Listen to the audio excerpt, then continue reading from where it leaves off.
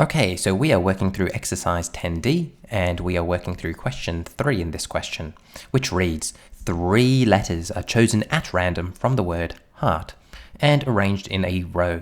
Find the probability, so that's an important word, probability, that the letter H is first. There's another important word, first. So let's begin by talking about this very important word, first. Now, what does the word first communicate to us?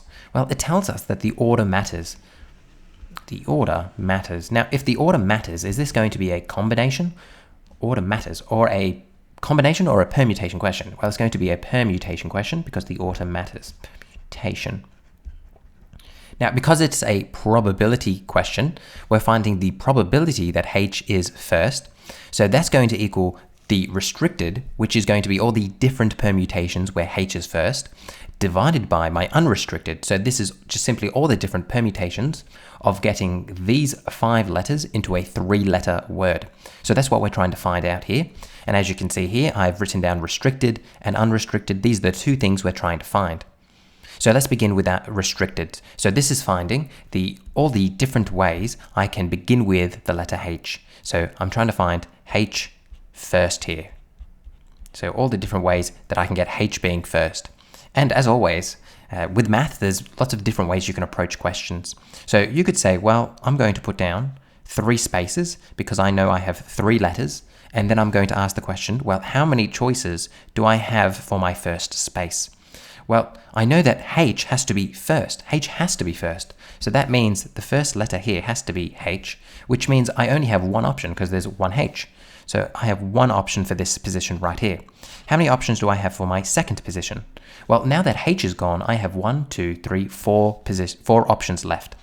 And then for my third position, how many options do I have? Well, now 2 letters are gone, so I have 3 letters left, so I have 3 options.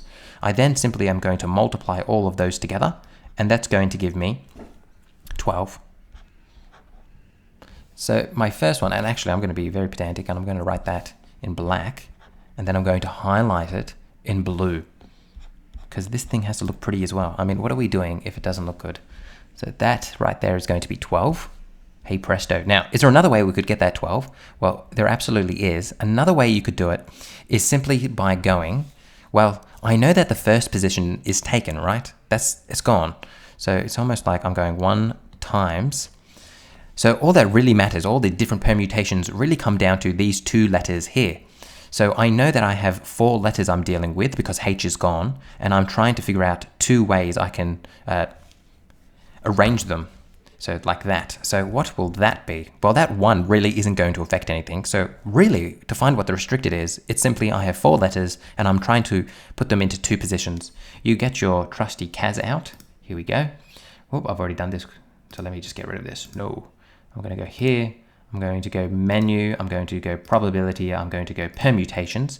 Then I'm going to write 4, 2. Now I should get 12 out as I did here. And look at that. I got 12. So that's another way you could go about it. But either way is acceptable. I dare say that this way down here would be the better way. So I'm going to put in an OR here because you don't have to do this both ways. But so OR this way. So you could do it this way or you could do it this way. All right, let's keep on going. Now we need to figure out the unrestricted way. Let me put a divide there.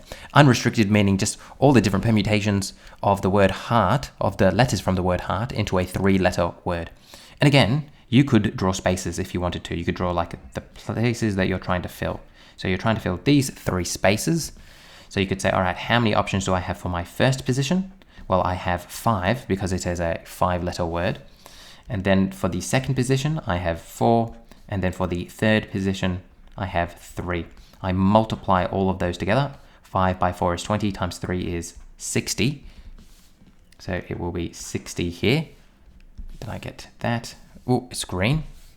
So that means in this position right here, it will just be 60. I come down. There is another way I could do this. So let me write or what's the other way you could do this? The other way is, and I actually think this is the far better way to do it, is go, all right, I have P, permutations. I have 5 letters. I'm trying to put them into 3 positions. Now, if I've done this correctly, I should get 60 out.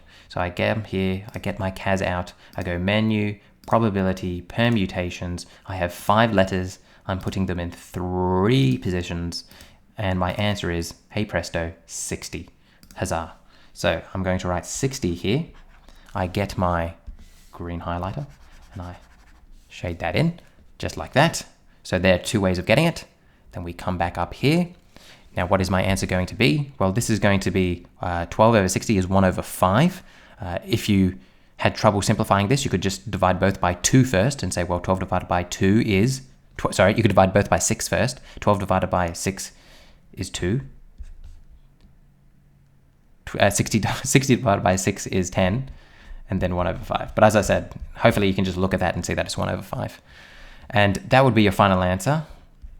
Or you could write 0.2. So let me get a yellow highlighter and then put it in a red box. That is your final answer. I hope that helped in answering 3A.